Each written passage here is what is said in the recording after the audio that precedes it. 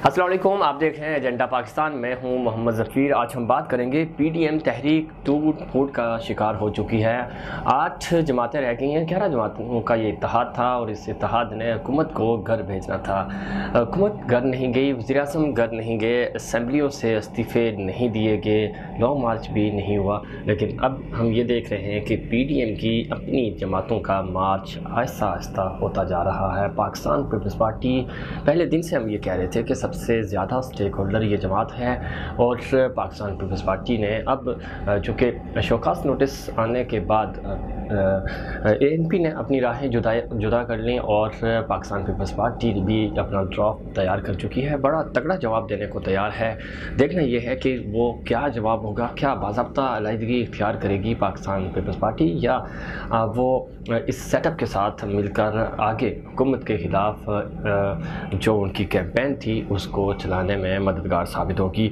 दूसरी तरफ कराची की अगर हम बात करें तो कराची में NA 249 इस वक्त सियासी तवज्जो का मरकज़ है। वहाँ से Pakistan peoples party, PSP, MQM और मुस्लिम लीग नून, पाकिस्तान तहरीक इंसाफ के कैंडिडेट आमने सामने हैं। ये हल्का इससे पहले पाकिस्तान तहरीक इंसाफ के पास था, फैसल फावड़ा साहब की छोड़ी हुई ये नशिस्त है। और अब चूँकि इस पर कंपटीशन बहुत ज़्यादा हो गया, बड़े बड़े नाम इसमें सामने आए हैं। मुफ्ती इस्माइल मुस्लिम लीग नून की तरफ से और मुस्तफ़ा कमाल PSP की तरफ से, कादिर खान मंदोहेर पाकिस्तान पीपल्स पार्टी की तरफ से, और आफरीदी साहब हैं जो तहरीक इंसाफ की तरफ से। लेकिन उनको सबसे ज़्यादा सख्त मुकाबले का सामना है अपनी ही जमात से, जो कि धड़ेबाजियाँ बहुत ज़्यादा हो चुकी हैं। इन तमाम इश्यूज़ पे बात करेंगे और साथ ही साथ कोरोना की तीसरी लहर है और ये तीसरी लहर बहुत शदीद है, इसमें एहतियात ज़रूरी है। क्या वो SOPs हैं जो अपनाने होंगे इस तीसरी लहर के लिए? तमाम इश्यूज़ पे बात करेंगे। हमारे साथ स्टूडियो में मौजूद हैं जनाब सीनियर तजिया का और एजुकेशनिस्ट, सोशल एक्टिविस्ट जनाब रिटायर्ड नदीम शेख साहब। बहुत शुक्रिया शेख साहब, आपने काम दिया। अब किस तरह देखते हैं, एक तो हम शुरू में जब से पीडीएम इत्तेहाद बना तो हम ये बात करते आ रहे थे कि ये इत्तेहाद फितरी इत्तेहाद नहीं है, और कहने लग रहा था कि शायद आपने भी आपके जो प्रेडिक्शंस थी वो काफ़ी हद तक सच साबित भी हुई कि ये लंबा नहीं चलेगा। अब जो कि पाकिस्तान पीपल्स पार्टी बाज़ाहिर ये लग रहा है कि हुकूमत की B टीम बन चुकी है। किस तरह देखते हैं इस अमल को? देखिए, आपके भी जो पुराने प्रोग्राम्स भी हुए उसमें भी मैंने भी कहा कि पीडीएम में जो पीपल्स पार्टी है या ANP ने जिसने राहें अलग कर ली, ये थोड़े से अपॉर्चुनिस्ट है, या अगर आप पॉजिटिव सेंस में कहें तो ये अपने ऑप्शंस को ना ओपन रखते हैं। ठीक है, ये अपनी डोर क्लोज नहीं करते हैं, क्योंकि इन्होंने वेट करना होता है किसी भी अपॉर्चुनिटी का, टू ग्रैब दी अपॉर्चुनिटी, ठीक, चाहे किसी भी रास्ते से आए। तो पीपल्स पार्टी का सिंध में बहुत अच्छा इनकी इस्टेब्लिशमेंट है, इनकी अपनी हुकूमत है। उन्हें क्या ज़रूरत पड़ी है पूरे पाकिस्तान की तरफ देखने की, ठीक है। नेशनल लेवल पर पीपल्स पार्टी इस वक्त पोजीशन में है ही नहीं कि पूरे पाकिस्तान के अंदर गवर्नमेंट बना सके। वो उसी तरह की अपॉर्चुनिटी का इंतज़ार करते हैं जैसे परवेज़ मुशर्रफ साहब के ज़माने में हुआ कि नवाज़ लीग जब कोई बड़ी पार्टी साइडलाइन हो जाती है तो छोटी पार्टियाँ जो होती हैं वो ऊपर आ जाती हैं और उन्हें मौका मिल जाता है इस तरह की अपॉर्चुनिटी को ग्रैब करने का। इसलिए मैंने कहा कि अपॉर्चुनिस्ट है, ठीक। तो पीडीएम में भी शुरू से यही पता था, लेकिन मुझे ऐसा लगता है कि नून लीग की जो क़यादत है, sorry to use this word, के ये थोड़े से भोले शाह टाइप हैं और शुरू से हमेशा भोले बादशाह टाइप इनका रोल रहा है कि फुल्ली नोइंग बच्चे बच्चे को पता होता है सही कि ये पीपल्स पार्टी के इंटरेस्ट हैं, ये JUI के इंटरेस्ट हैं, ये नवाज़ लीग के इंटरेस्ट हैं। ये इनके इंटरेस्ट में सिर्फ 2 इंटरेस्ट थे। पीपल्स पार्टी का जो वाहिद इंटरेस्ट है उसमें नंबर 1 ये था कि नहीं, जरदारी साहब के ऊपर से प्रेशर को कम किया जाए, ठीक है, ठीक है। और उन्हें किसी चीज़ की ज़रूरत नहीं, ऑलरेडी गवर्नमेंट उनके पास है, पाकिस्तान की गवर्नमेंट उन्हें मिल नहीं सकती।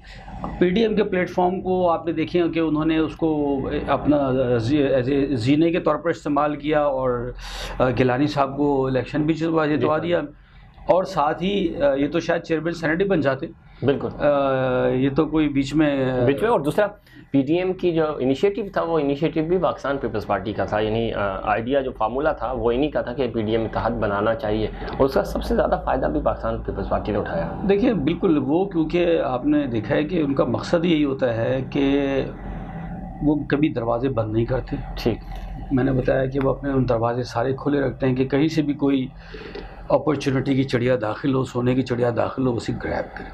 नवाज लीग ने यही मिस्टेक की कि फुल्ली नोइंग JUI के मौलाना साहब को फुल्ली पता था, ठीक है, कि पीपल्स पार्टी क्यों रिज़ाइन करेगी। पीपल्स पार्टी की बनी बनाई गवर्नमेंट है, दोबारा कल को कोई मसला हो जाए, आपने देखा है कि बुरा वक्त आने में देर नहीं लगती कि मुत्तहिदा कौमी मूवमेंट जो है वो अजीज़ाबाद की सीट भी हार जाती है। बिल्कुल ऐसे ही। तो पीपल्स पार्टी को नज़र आता है कि भाई यहाँ ऐसे हालात भी हो सकते हैं, ठीक, चाहे वो आर्टिफिशियली क्रिएटेड हों या नेचुरली हों, तो कुछ भी हो सकता है। तो वाई वो जो एक पहले से उनके पास एक तख्त मिला हुआ है उनको सिंध का, वो उसको क्यों छोड़ जाए।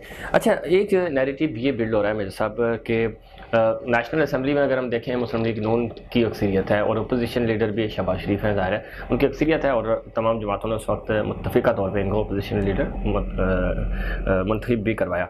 दूसरी तरफ सेनेट में इस वक्त यूसुफ रज़ा गिलानी अपोजिशन लीडर हैं, सिंध में जो कि पाकिस्तान पीपल्स पार्टी की हुकूमत है, और मुस्लिम लीग नून अभी भी ये चाहती है कि पाकिस्तान पीपल्स पार्टी को साथ मिलाया जाए, जो कि इनके अलावा यानी अपोजिशन जो 11 जमाती इत्तेहाद था उसमें स्टेक होल्डर्स 2 ही बड़ी जमातें थीं, एक Pakistan peoples party number 1, number 2 Muslim league Noon. Fazal Rehman साहब का नंबर 3 है, लेकिन फजल रहमान और मुस्लिम लीग नून क्या वजह है कि ये 2 जमातें पाकिस्तान पीपल्स पार्टी पे प्रेशर डाल रही हैं कि आप इस्तीफ़े दें। हालांकि इस्तीफ़ों का जो ऑप्शन था, आपको भी याद होगा लाहौर में जब प्रेस कॉन्फ्रेंस हुई थी और शहबाज शरीफ और बिलावल भुट्टो खड़े थे उस प्रेस कॉन्फ्रेंस में, तो उन्होंने कहा था कि इस्तीफ़े हमारा आखिरी ऑप्शन होगा। ठीक है, तो ये कौन सी कुव्वतें हैं कि अचानक तमाम चीज़ें छोड़कर आप इस पे आ गए कि हम इस्तीफ़े पहले देंगे? देखिए, इस्तीफ़े देने से हुकूमत के लिए मेरे हिसाब से बहुत बड़ी मुश्किलात क्रिएट हो जाती और ये गवर्नमेंट बहुत, मेरे हिसाब से मैं बार बार रिपीट कर रहा हूँ कि आसानी के साथ गिर जाती है। अच्छा जी, आप अगर हिसाब किताब करें, स्टैट्स लेंगे आप, तो अगर ये इस्तीफ़े दे देते हैं तमाम लेकिन इसमें देखें वो तो सियासत के जो गुरु हैं, बेताज बादशाह हैं, किंग मेकर हैं, आसिफ अली जरदारी, वो ये कह रहे हैं, ये उनका पॉइंट ऑफ व्यू मैं आपको बता रहा हूँ कि अगर हमने इस वक्त इनको दे दिए इस्तीफ़े, हम मैदान हुकूमत के लिए खाली छोड़ देंगे और इन इस्तीफ़ों का, ये बेमौसमी इस्तीफ़े हैं, अब इस्तीफ़ों का कोई फ़ायदा नहीं है। इस्तीफ़े अगर देने थे आपको तो बहुत जल्दी देने थे। तो आप इस नैरेटिव को किस तरह देखते हैं? देखिए, ये उनका अपना पॉइंट ऑफ व्यू है। मैंने बताया ना कि उनके वो बहुत कंफर्टेबल पोजीशन में, उनका मसला सिर्फ नैब के साथ है, पुलिस के साथ है, जुडिशरी के साथ है, FIA के साथ है, मतलब जो भी एजेंसीज हैं उनके साथ। उनका सिर्फ ये है कि जी इस विंडो को बंद कर दें, सही, जहाँ से मुझे ये प्रॉब्लम्स आ रही हैं नैब के और ये, ठीक है, यहाँ पे मुझे रिलीफ दे दें। बाकी मेरे पास तख्त है सिंध का, और कराची पाकिस्तान का सबसे बड़ा शहर है, उसका तख्त भी उनके पास है, तो ऑलमोस्ट पाकिस्तान का तख्त उनके पास ठीक है। लेकिन वो देखिए रिजर्व हो गए, उनके पास पूरा पाकिस्तान था, गिलगित बल्तिस्तान आज़ाद कश्मीर था पाकिस्तान पीपल्स पार्टी के पास, लेकिन इंट्रा पार्टी यानी पाकिस्तान पीपल्स पार्टी के अंदर जो राय है या जो ओपिनियन रखते हैं लोग, वो ये कह रहे हैं कि हम गलत फैसले कर रहे हैं, यानी जरदारी साहब जो है वो कंप्रोमाइज़ की सियासत कर रहे हैं। और पाकिस्तान पीपल्स पार्टी का कभी ये खासा नहीं रहा, ये जारहाना सियासत पे यकीन रखते थे और यही वजह है कि सुकड़ के ये 16 सीटों पे आए और दोबारा फिर बेनज़ीर ने अपनी हुकूमत बनाई। तो इनको भी यही चांस लेना चाहिए था। अगर ये इस्तीफ़े दे देते तो शायद इनको पंजाब से भी सीटें मिलती दोबारा जब इलेक्शन में आते, क्योंकि असली सियासत नहीं हो रही, कंप्रोमाइज़ हो रहा है ना, कि एक तरफ शुगर माफिया, एक तरफ आपको यहाँ पे गोलागंडा वाले अकाउंट से पैसे मिल रहे हैं चीज़ें, तो ये सारा प्रेशर अभी भी जरदारी साहब के ऊपर है, तलवार वैसे ही लटक रही है। जिस दिन भी थोड़ा सा इधर प्लस माइनस हुआ तो नैब ने तो काम दिखाना है, लेकिन इससे पाकिस्तान पीपल्स पार्टी का जो वर्कर है, जो नज़रियाती कारकुन है, वो मुतासिर हो रहा है। देखिए, पीपल्स पार्टी का वर्कर तो हमेशा से मुतासिर रहा है। जो इसके लीडरान हैं, मैंने बताया कि आपने कहा कि ये मुफाहमत की सियासत या कॉम्प्रोमाइज़ की सियासत ही करते हैं, तो ये इसलिए करते हैं कि ये उसूलों की सियासत नहीं करते। अपॉर्चुनिस्ट हमेशा जो होता है वो कॉम्प्रोमाइज़ करता है और उसकी कोशिश होती है कि जहाँ मौका मिले तो उस अपॉर्चुनिटी को ग्रैब करें। तो जरदारी साहब का मसला सिर्फ़ और सिर्फ ये है कि उनके अगर ये विंडो बंद कर दी जाए जो नैब की है, एजेंसीज़ की है, तो ही इज़ कम्फर्टेबल। दूसरी बात आपने कहा कि पंजाब में उनको चांसेस, पंजाब में अब उनके चांसेस बहुत ब्लीक हो चुके हैं। ठीक, एक तो पहले खाली नवाज़ लीग थी और पीपल्स पार्टी थी, तो तब भी वोट जो है मिल जाता थे। अब आप देखिए कि नवाज़ लीग के बाद एक और पार्टी आ गई है जो एक मेजर वॉल्यूम चंक जो है वोट्स का वो ले जाएगी। तो उसके बाद अगर आप ये देखें तो ये पॉसिबिलिटी में रहा ही नहीं है, प्रोबेबिलिटी भी निकालें तो पीपल्स पार्टी की चांसेस जो है ब्लीक हो चुके हैं। रीज़न यही है कि आपने पंजाब को इग्नोर किया ना, इसी वजह से तो वोटर वहाँ से निकला आपका। अदरवाइज क्या वजह हो सकती है कि वो जमात जिसकी बुनियाद ही लाहौर में रखी जाए और वो पंजाब से मतलब गिनती की चंद सीटें निकालने में कामयाब हो। एक फैसला करना था सही कि पीपल्स पार्टी को आपने नेशनल जमात बनाना है या लुसानी जमात। सही। तो इन्होंने ऑप्ट कर दिया है, ठीक है, principally they have opted for the लुसानी जमात। पीपल्स पार्टी के 4 डिवीजन्स तक महदूद हो गए। पीपल्स पार्टी अब एक लुसानी जमात है, क्योंकि उनको ये था कि लुसानी जमात बनने से आपको सिंध में तो वोट मिलेगा कम से कम, सिंध में वोट मिलेंगे और सिंध में गवर्नमेंट बनाएंगे, चाहे वो सिंध का जो मर्जी तख्ता करें। उन्होंने पाकिस्तान की सियासत खुद छोड़ दी, क्योंकि उनको वहाँ नज़र आ गया था कि ये अब उनके लिए मुमकिन नहीं रहा कि अब वो जैसे जादू को जो जुल्फ़िकार अली भुट्टो का वो लेके जो नारा चलाते थे और पूरे मुल्क में, तो वो अब जो है वो ज़्यादा अरसे ना पुरअसर नहीं रहा। मैं सब किस तरह देखते हैं खास तौर पे PDM को? ANP माइनस हो गई है, ANP का इतना किरदार नहीं था, लेकिन उनका KP में बिल्कुल था और बड़ी सियासी जमात है। पाकिस्तान पीपल्स पार्टी अगर आजकल में उनका जवाब भी आ जाएगा, अगर राहें जुदा कर लेती है तो PDM को कहाँ देखते हैं? देखिए, मेरे हिसाब से पीपल्स पार्टी जो है ना कभी भी अपने ऑप्शंस क्लोज नहीं करती। अपॉर्चुनिस्ट हमेशा तमाम ऑप्शंस ओपन रखते हैं, सही, कि कहीं से भी हवा आ जाए। तो पहली बात तो ये कि they will try their level best, क्योंकि ये डिग्निटी पे नहीं जाते। जैसे ANP ने किया है कि जी हमारी जो है वो डिग्निटी के अगेंस्ट चैलेंज हुई है। यस। हाँ, तो पीपल्स पार्टी PDM नहीं छोड़ेगी। पीपल्स पार्टी वुड लाइक कि PDM का जब भी प्रेशर जो है वो उसको अपने हक़ में इस्तेमाल कर सके गवर्नमेंट के ख़िलाफ़, और अपनी जो उनकी प्रेफरेंसेस हैं जिसमें जरदारी साहब के ऊपर से केसेस के ऊपर नरमी है और कुछ अरसे के लिए सुकून है या बाहर निकालने का है, वो उनको अचीव हो जाए। ठीक हो गया। तो ये इनकी टैक्टिक्स है।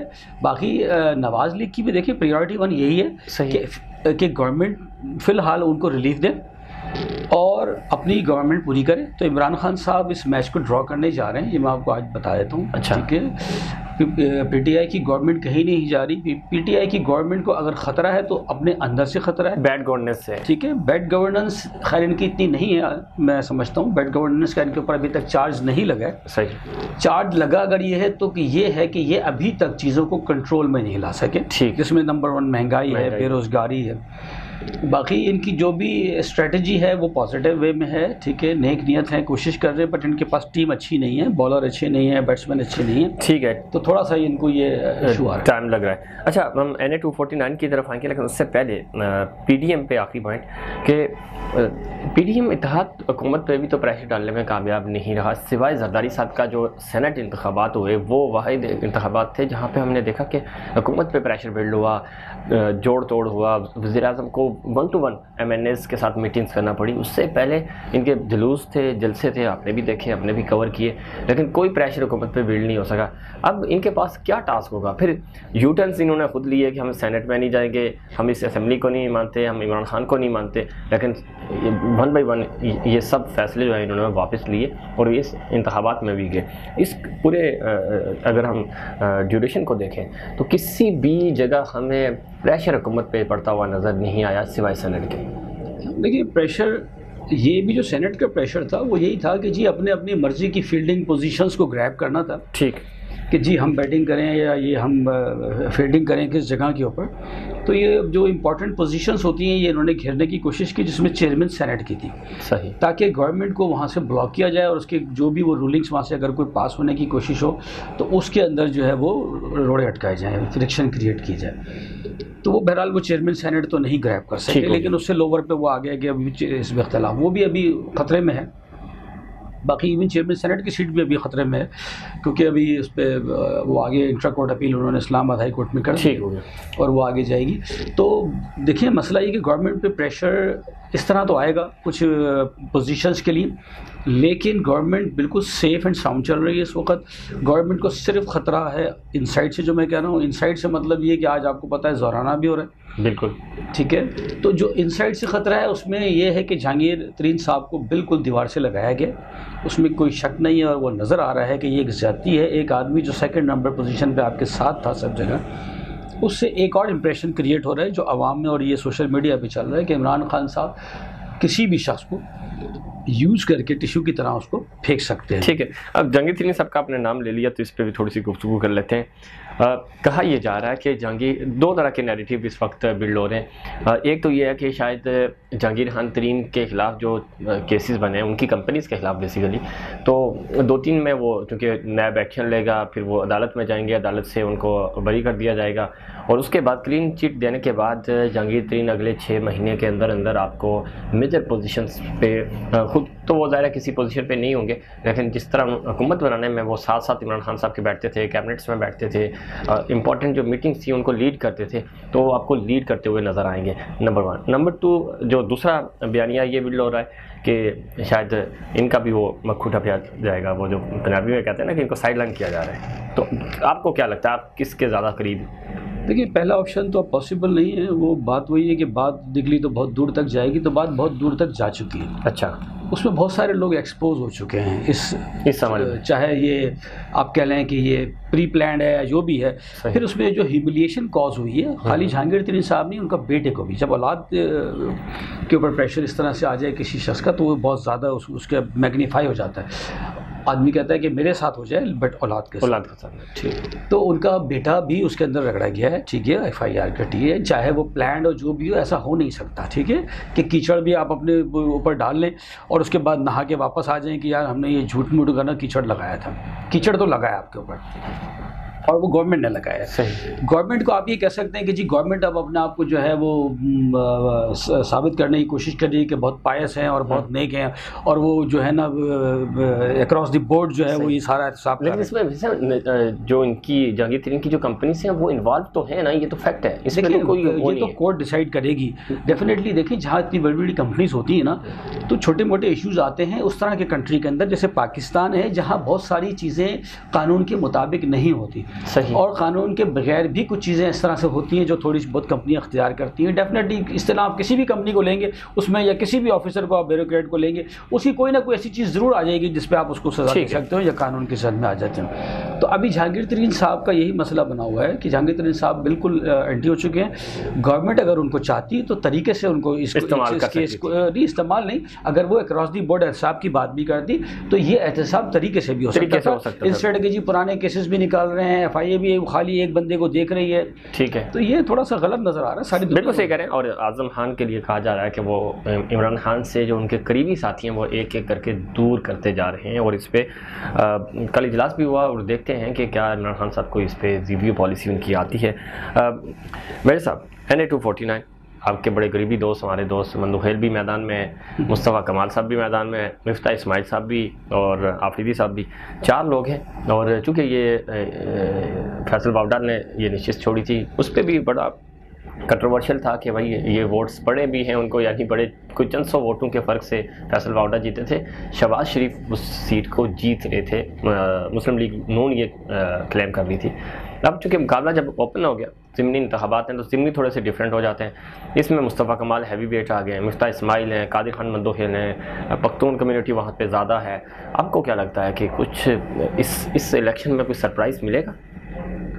देखिए, जब अजीज़ाबाद से PTI जीत सकती है जी, लड़काना से भी जीत सकती है, लेकिन सर वो जनरल इलेक्शन थे ना, उसमें तो एक वेव होती है। ठीक, ये बिल्कुल ज़िमनी इंतखाबात हैं, सबकी नज़रें हैं, बड़ी कैलकुलेटेड इलेक्शंस होते हैं, टर्नआउट ज़्यादा नहीं होता और बड़ा इम्पैक्ट भी पड़ता है आपका इंडिविजुअल पर्सनैलिटी। कह रहा हूँ कि ये ज़्यादा ईजी होता है। सही, ठीक है। बड़े इलेक्शन में तो चीज़ें काफ़ी हद तक वाज़ेह होती है कि यहाँ कौन सी कम्युनिटी है, कौन लोग हैं, किसको वोट देते हैं, इनका वोट बैंक किस तरफ है, क्या है, उसको स्टील करना या आप कह लें कि माइंड करना थोड़ा सा मुश्किल होता है। जब PTI अजीज़ाबाद से जीत सकती है, ठीक है, तो ये यहाँ से भी जीत सकती है। सही। और अगर वैसे देखा जाए, मेरी राय पूछें तो ये एरिया आपने बिल्कुल कहा कि पख्तून डोमिनेटेड है, उसके बावजूद थोड़ा सा पढ़ा लिखा तबका भी उधर है, तो वो खाली आप ये कह लें कि वो इस तरह से रेसिज्म की तरफ खाली नहीं है, ठीक है। तो वो मुफ्ता इस्माइल साहब के चांसेस जो हैं इस वक्त ज़्यादा हैं, उनकी पर्सनैलिटी भी काफ़ी फिर मुस्लिम लीग नून का वैसे ही नज़रियाती वोट बहुत ज़्यादा है। हाँ, तो उस एरिया के अंदर मैं पहले भी देख चुका हूँ, उस एरिया में मैंने ऑपरेट भी किया, तो मुझे पता है। ठीक है। अच्छा, आखिर पे कोरोना की तीसरी लहर है, बड़ी शदीद है और इस दफ़ा सिम्टम्स भी वैसे नहीं आ रहे जो पहले होता था, लोग एहतियात भी नहीं कर रहे। बहुत हमारे यहाँ कहते हैं ना कि जब तक हम अपनी फैमिली में से कोई मुतासिर ना हो जाए तब तक हम यकीन ही नहीं करते। कोरोना पे अभी तक यकीन नहीं आ रहा लोगों को। पोलियो पे पिछले हफ्ते ही पोलियो कैंपेन ख़त्म हुई, पोलियो हम फ्री नहीं हो सके, कब हम कोरोना फ्री होंगे? वैक्सीन लोग लगवा नहीं रहे, क्या पैगाम देना चाहेंगे? देखिए, वैक्सीन तो लोगों को लगवानी चाहिए और जो लोग नहीं लगवा रहे वो फिर आगे फ्यूचर में फंस जाएंगे, क्योंकि हर जगह उनको रेस्ट्रिक्ट किया जाएगा। अभी आपने देखा कि इंटरनेशनली रेस्ट्रिक्शंस हैं कि आप ट्रैवल नहीं कर सकते जब तक आपने वैक्सीन ना लगाई हो, आप उम्रे पे नहीं जा सकते, आप ज़ियारतों पे नहीं जा सकते, बिल्कुल ऐसे ही। आप दुबई नहीं जा सकते, आप सर्टिफिकेट ले लेके फिरते हैं, तो हम तो ये कोरोना एक और अभी ये लेबर तबका है, दरमियानी तबका है, पैसे वाला तबका है, जो ट्रैवलिंग करता है वो तो अभी बिल्कुल कोरोना के वो लाख कुछ भी कह लेंगे, वो उनको वैक्सीनेशन करानी पड़ेगी। ठीक है। जो दूसरा तबका है वो भी अगर करा लेगा तो ये फ़ायदे में रहेगा, क्योंकि अल्टीमेटली सबको करानी होगी। कुछ अरसे बाद आप देखेंगे कि गवर्नमेंट की भी ऐसी पॉलिसीज़ आ जाएंगी, जैसे आपने देखा कि फाइलर नॉन फाइलर, जी ठीक है, थिंग्स लाइक दैट कि जी फाइलर है तो आपको इतना टैक्स में छूट मिलेगी, नॉन फाइलर है तो आपको उतना देना पड़ेगा। तो ये चीज़ें टैक्टिक्स हैं जो दुनिया में इंसान को HR को कंट्रोल करने के लिए इस्तेमाल होती हैं, वो अल्टीमेटली आएंगी। तो बेहतर है जितना जल्दी लोग कर लें। आप देखिए कि तीसरी लहर जो पहली 2 लहरें हैं उनसे काफ़ी सख्त आई है। अभी आप देखें कि पिछले चंद दिनों से 100 से ऊपर डेथ्स पाकिस्तान के अंदर आप देखें कि चल रहा है स्टेट। कल भी तकरीबन कोई मोर देन 100 जो है वो कैजुअल्टीज़ हुई हैं कोरोना से पूरे पाकिस्तान में, और साथ साथ जो है जो टोटल डेथ्स हैं वो भी हमारी तकरीबन कोई 15,000 से ऊपर जा चुकी हैं। तो ये बढ़ रहा है, इसके लिए एहतियात करनी चाहिए और SOPs पे अमल करना पड़ेगा। कौम को वैक्सीनेशन करानी पड़ेगी, ठीक है। और ये वैक्सीनेशन मैं अगर आप कहें तो इज़राए मजाक भी मैं कह सकता हूँ कि देखें, चाइना की वैक्सीन लगाने में आपको फिक्र नहीं है। मैंने ये वैक्सीनेशन खुद कराई। सही। तो मुझसे लोगों ने पूछा कि आपने ये कौन सी वैक्सीनेशन, मैंने कहा चाइना की वैक्सीन थी, इसलिए कराई कि चाइना की हर चीज़ पायदार नहीं होती। अगर सही है तब भी इसका असर ज़्यादा अरसे नहीं रहेगा, और अगर ख़राब भी है तो भी ज़्यादा असर नहीं रहेगा। तो चाइना का माल है, तो मैं समझता हूँ कि वैक्सीन लगानी नहीं। चलिए, बहुत अच्छी बात है कि चाइना का माल है, लगवा लें। मेजर रिटायर्ड नदीम शेख साहब, बहुत शुक्रिया, आपने प्रोग्राम में वक्त दिया। आज हमने कोशिश की कि हम PTM तहरीक के वाले से बात कर सकें, इसके आगाज़ से इसके ज़वाल तक की कहानी मेजर नदीम साहब की ज़ुबानी आपने सुनी। और NA-249 भी कोरोना के हवाले से अगर हम बात करें तो आपको एहतियात करनी होगी, SOPs फॉलो करने होंगे अपने लिए और अपने प्यारों के लिए।